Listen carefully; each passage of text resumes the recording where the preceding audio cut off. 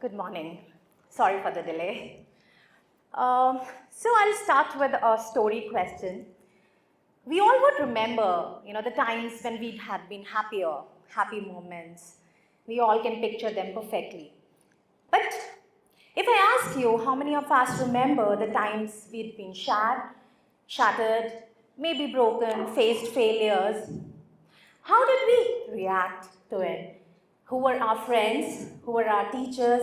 Guided us through those moments? For me, let me take you back to a story. Many years back, in the year 1996, when I was 13, there was one such evening that really broke me, as a person, as a child, as a 13-year-old. So my house, I remember that evening, I can picture it perfectly right.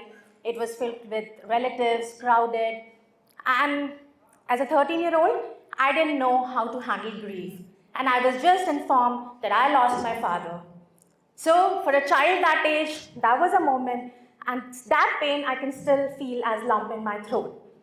But today, the same 13-year-old is standing in front of you as a retired wing commander from the Indian Air Force, an HR leader, and a very successful, I call myself an entrepreneur.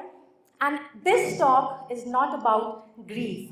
This talk is what helped that 13-year-old curate a journey for herself from that moment to today.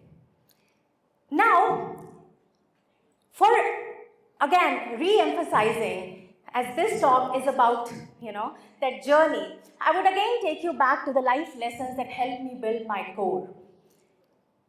I remember summers, few more summers before I lost my father.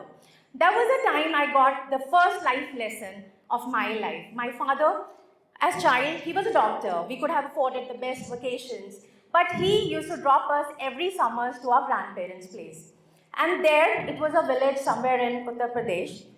Lack of electricity, no fancy, malls, no computers, nothing. And I would always ask my dad, Father, why would you do this to us? Why can't we go on regular vacations like everybody else? And he would say, and I still remember that smile, that grin, that, beta, life will not always happen when you're comfortable. Life happens when you might not expect, So that is the first life lesson that I learned. Learn to adapt and build your core. And the core that he was talking about is actually that helped me, throughout my life. When I cleared SSB, one of the toughest selection processes in my very first attempt, without any coaching, without any support, without mentorship, and it wasn't sheer luck, it wasn't sheer talent, and it wasn't money because we had none. It was sheer grit, discipline, and the lessons that life had taught me. And my friends, life has unique ways of teaching us. And in life, actually, lessons are taught, not taught first. Exams, tests are taken first, and then we get the lessons out of it. I got my lesson, and that is what I want to share with you. Now, the core qualities that I'm talking about that can make or break anyone from where they are to where they want to reach. Again, I'll take you back to another story from my Air Force days wherein we see heroes every single day. It's not about the stories that we see or read in newspapers, the stories that we live maybe every single day. And one of our stories is of a lady officer. She was an air traffic controller. Air traffic controllers in Air Force, their responsibility basically is around 25 nautical miles around the airfield. They help in takeoff and safe landing of all the aircraft that get off from the base. So that lady officer, one regular day, she was controlling, and there were, two flight helicopter movement that were planned.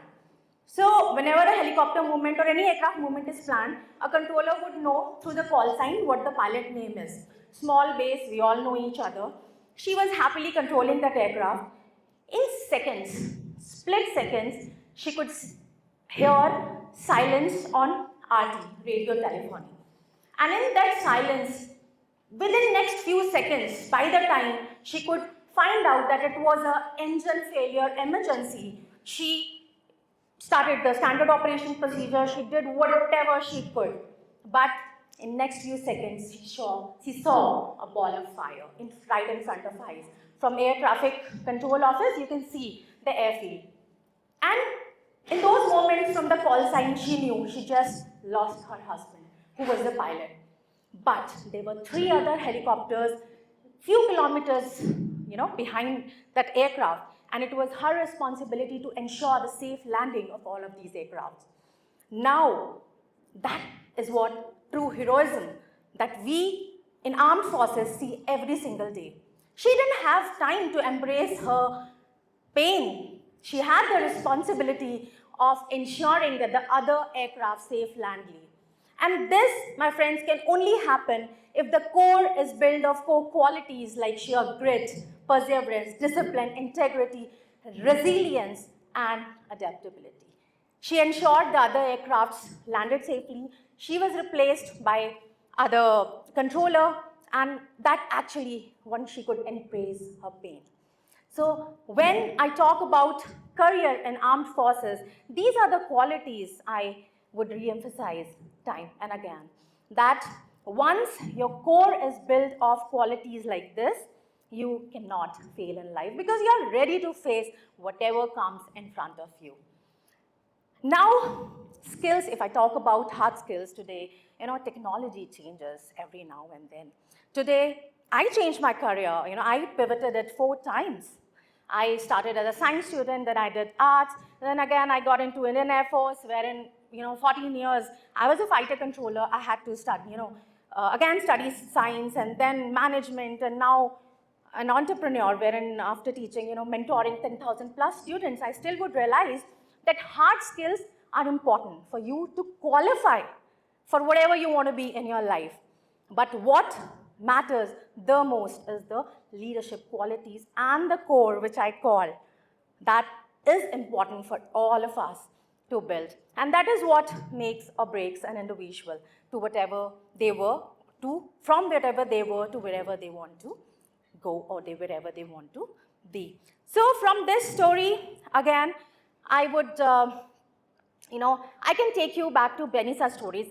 In Indian Air Force, I was part of many such operations wherein I had seen, heroes every single day, I would say, from soldiers being posted to places like Leh, and their families might be going through a number of problems. So heroism is not always when you see people wearing capes. Heroism is basically when we know how strong our core is, how strong as an individual we are, right?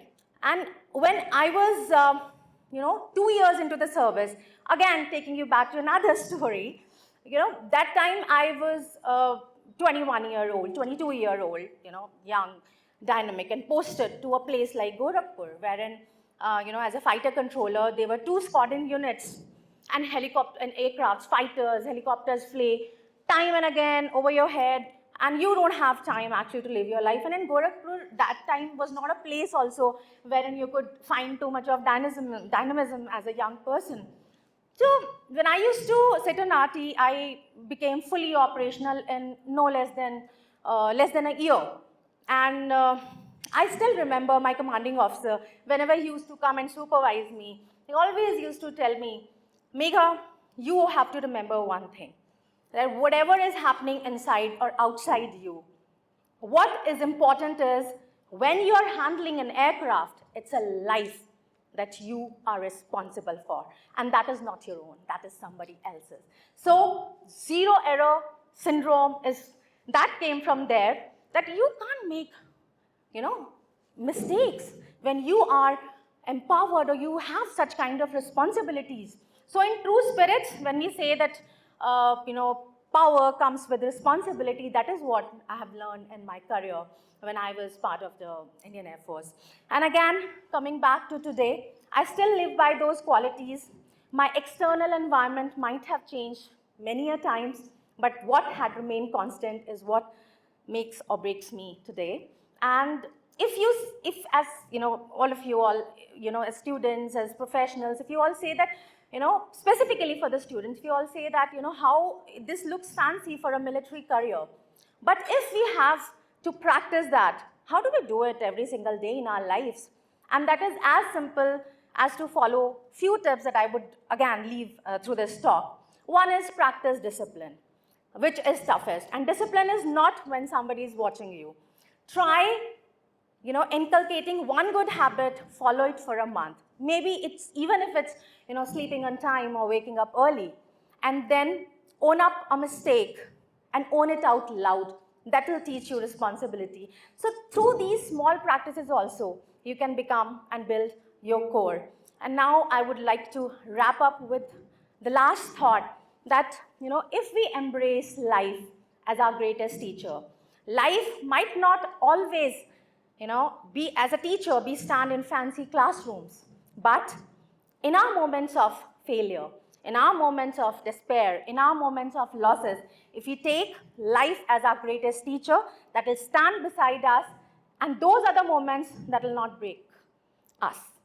These are the moments that will make you and us as people that we are. Thank you. Jai Hind.